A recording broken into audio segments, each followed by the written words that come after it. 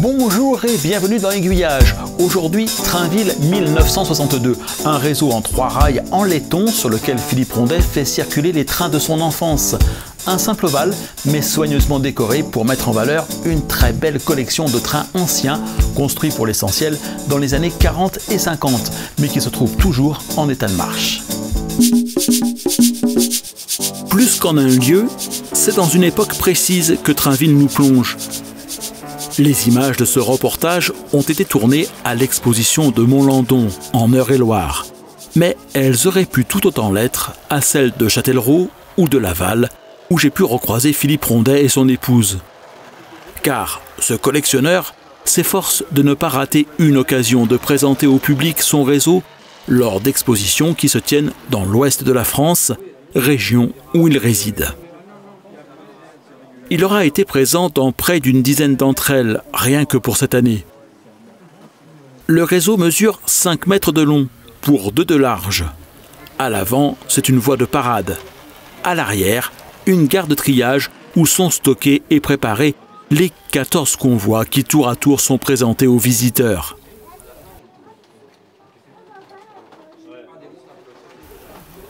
Beaucoup sont des pièces rares fabriquées par des marques aujourd'hui disparues et qui témoignent des premières productions à l'échelle HO.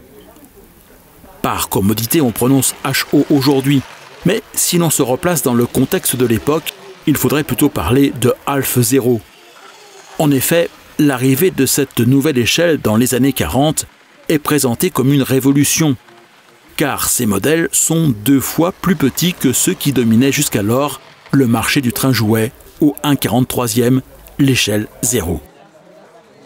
Rendez-vous compte, à l'échelle Half 0, littéralement la moitié de 0, soit au 1/87e, vous pouviez enfin tenir une locomotive dans votre main. Du jamais vu et un argument de vente en béton pour les constructeurs et les commerçants de l'époque. Le père de Philippe s'est volontiers laissé séduire et a offert à son fils qui n'avait que 5 ans à l'époque son premier train électrique.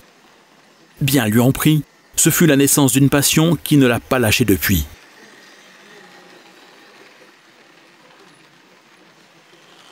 Comme beaucoup d'entre nous, Philippe a précieusement conservé son jouet d'enfance.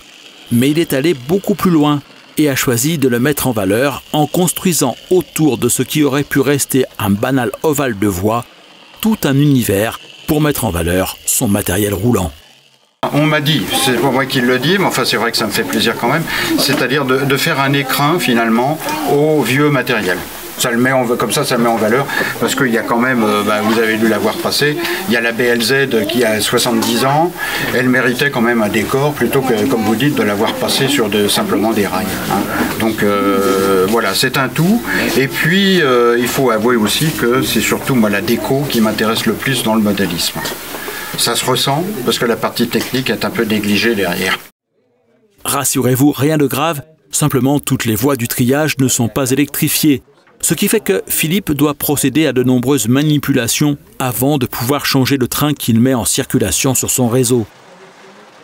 Les visiteurs doivent par conséquent attendre un petit peu avant de voir un nouveau convoi se présenter, un temps qu'ils mettent à profit pour découvrir les nombreuses scénettes proposées dans le décor. J'ai le plaisir, moi, comme quand j'étais gosse, je renoue un petit peu avec moi, comme ça j'ai pas l'impression de vieillir. Je renoue un peu avec mon enfance et j'ai le plaisir de prendre la loco, de la mettre sur les rails. Pour faire patienter les visiteurs, parce que je change mon convoi derrière, je fais beaucoup de choses à la main. Donc pour les faire patienter, il y a tout un tas de petites scénettes à regarder et à ce moment-là, un nouveau convoi passe devant la gare. S'y arrête rarement parce que je visualise pas toujours finalement ce qui se passe devant. Bien que j'ai un écran de contrôle, mais c'est pas trop facile. Vous imaginez bien que Philippe se souvient parfaitement de la première locomotive qu'il a reçue. Mieux, il l'a toujours et continue de la faire tourner sur son réseau. La CC, celle qui avait battu le record du monde de vitesse, Donc papa me l'avait acheté et ça a commencé comme ça. Donc depuis l'âge de 5 ans, 60 ans après, je continue toujours à faire tourner mes trains. Mais encore un peu plus que quand j'étais gamin. Le problème du petit train, c'est qu'il faut de la place. Et la place, je la trouve en expo. Parce que j'ai toujours pas plus de place à la maison. Donc votre réseau n'est monté que quand vous êtes... C'est sur les étagères. D'où le côté déco un peu plus développé. Parce que quand je veux faire du petit train, je prends un pinceau, de la colle et de la peinture.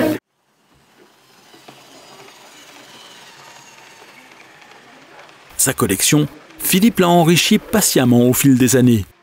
Tout le monde se cotisait. C'est vrai que c'était des locaux quand même qui coûtaient relativement cher, mais tout le monde se cotisait pour les anniversaires, les fêtes de Noël, les bonnes notes à l'école. Ça, je dis toujours ça fait toujours sourire, mais bon, pourquoi pas. Et tout le monde, c'était du petit train, du petit train, du petit train. Donc c'est pour ça que j'ai réussi à acquérir et à garder et à conserver, parce que j'ai pas joué beaucoup avec, et à conserver tout ce matériel. Puis maintenant, je complète la collection. Il y a encore bien des locaux que j'aimerais bien avoir. Sur l'un des côtés du réseau sont présentés des coupons et des appareils de voix en 3 rails. Autant de témoins de la vitalité des fabricants de l'ère pré-Jouef. Il faudra en effet attendre la fin des années 50 pour voir le matériel de cette marque emblématique du Jura imposer peu à peu ses standards. Le HO en 2 rails, la construction en plastique et des tarifs quelque peu plus abordables. Donc c'est les rails Tourelle, Tourelle laiton, donc c'est vrai que c'était de la belle voie à l'époque. Hein. Et puis il faut dire aussi que j'avais un oncle qui habitait Pigalle, du bon côté de Pigalle, et il y avait le fameux RMA. Donc on allait très souvent au magasin, et alors la plupart de mes fournitures viennent de là. Et RMA faisait la promotion de la voie Tourelle. Donc voilà, c'est pour ça que j'ai voulu la conserver. Et puis je me suis dit, après tout, c'est le témoin de cette époque-là. D'où toutes les vieilles marques françaises, PMP, VB, JEP, et j'en passe. Hein. Et donc sur la voie Tourelle. Ça permet de faire voir aux gens qu'on passe du 0 3 rails au HO 3 rails. Et après au HO 2 rails. Comme tout collectionneur, Philippe a quelques coups de cœur pour certaines des pièces de sa collection. Oui, l'autorail Picasso RMA, tiens, justement, avec motorisation TAB, qui n'a été fait qu'en 50 exemplaires parce que ça fonctionnait très mal avec TAB. Il y a eu un procès. Le père Lavigne était assez, paraît-il, procédurier, donc allez hop, il s'est fâché avec TAB. Et puis, donc après, il y a eu la motorisation Trix, toujours RMA Trix. Mais sinon, la plus belle pièce de ma collection, c'est quand même la BLZ, qui a 70 ans. La Antal, et aussi. Alors la Antal, on se rappelle la publicité où on voit la Antal, la loco dans la main, sans le tender, et pour faire la promotion du HO, et une loco qui tient dans la main. Ouais, c'était parce qu'on passait du 0 au HO. La 232 JEP, je me souviens très bien que mes parents me répétaient sans arrêt, tu sais, fais attention à la loco là, parce que tu sais, mamie s'est saignée pour te l'offrir. Donc c'est vrai que c'était des... Et effectivement, j'ai calculé pour tout ramener des francs aux euros, et elle coûterait à l'époque 350 €. Mais vous savez, tout le réseau, c'est... Il y a quelque chose. Moi, il y a l'affection qui est derrière ça. La villa, c'est mon parrain et qui me l'a payé. L'église, c'était mes grands-parents. La gare, c'était un oncle de Corrèze. Il y a tout ça. Donc c'est pour ça que j'ai tenu à garder tout ça sur le réseau, bien que les échelles soient pas toujours... Elles sont toujours un peu fantaisistes, parce qu'à l'époque, on mélangeait le 100e avec le 87e, avec le 76e. Mais ça fait rien. J'ai gardé ça parce que mon enfance est là derrière tout ça. Le réseau s'appelle Trainville 1962.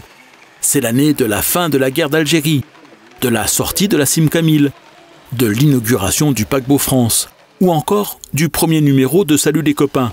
Mais ce n'est à aucun de ces événements que le réseau doit son nom millésimé. Atlas, je cite le nom, Atlas nous a gâtés, nous modélistes, en sortant toutes les petites voitures, les petits véhicules. Et ils nous ont sorti la petite camionnette de la Poste verte. Alors je me suis étonné, tiens, pourquoi verte? Alors après, parce que c'est ça qui est intéressant derrière le modélisme, c'est qu'on peut laisser le jouet et puis s'y arrêter. Mais on peut fouiller derrière et puis essayer de se cultiver un petit peu, ce qui n'est pas négligeable. Et alors donc, derrière la camionnette verte, je me suis aperçu que c'est en 62 que la Poste est passée en jaune. Donc je me suis dit, j'arrête à 62, comme ça tous mes véhicules, il n'y a pas d'anachronisme. Et quand j'en ai, c'est les visiteurs qui me font remarquer, ah, une fois j'avais mis une petite Volkswagen, la coccinelle là, on m'a dit, ah non, non, avec cette calandre-là, elle était de 68. Donc je l'ai retirée, je joue le jeu. Le réseau Trainville est constitué d'un ensemble de 3 modules. Le premier ayant été construit dans les années 80, à une époque où l'on parlait moins de chercher à coller à la réalité que de produire une atmosphère. Et c'est dans cet esprit-là que la maquette tout entière a peu à peu été constituée. Les 90 véhicules et les 200 personnages disséminés dans le décor sont là pour vous raconter autant de petites histoires qui finiront par former la grande. Et si le réseau Trainville vous paraît terminé, ce n'est qu'une apparence. Philippe Rondet vous fera remarquer les nombreux petits détails qu'il s'attache à modifier ou à améliorer entre 2 expositions pour faire en sorte que sa maquette continue de toujours mieux mettre en valeur les vénérables machines qu'il ne se lasse pas de voir tourner sur son réseau pour le plus grand plaisir du public. La semaine prochaine, comme chaque dernier vendredi du mois, Aiguillage sera consacré à un chemin de fer touristique. Et c'est au train d'Épingle que je vous inviterai à me rejoindre pour un voyage en train à vapeur entre Hanau et Puget-Théniers, entre 2 circulations régulières des AMG 800 des chemins de fer de Provence. Aiguillage, ce sont désormais chaque semaine 2 nouveaux reportages. Les rendez-vous du lundi, orientés sur la pratique des loisirs ferroviaires sous toutes leurs formes, et le reportage du vendredi, où je vous fais partager mes découvertes. Visites d'expositions, de clubs de modélisme ferroviaire, ou encore chez des particuliers. Patrimoine ou tourisme ferroviaire le dernier vendredi de chaque mois. Pour être sûr de ne rater aucun de ces prochains épisodes, abonnez-vous à la chaîne YouTube d'Aiguillage et à sa newsletter. Vous la trouverez sur le site www.aiguillage.eu. Et si vous deveniez un aiguillonnaute VIP, pour un montant laissé à votre libre appréciation, vous soutiendrez le projet d'Aiguillage et pour vous en remercier, vous accéderez à une version sans publicité des reportages de la chaîne et à la possibilité de les télécharger très simplement et en haute définition.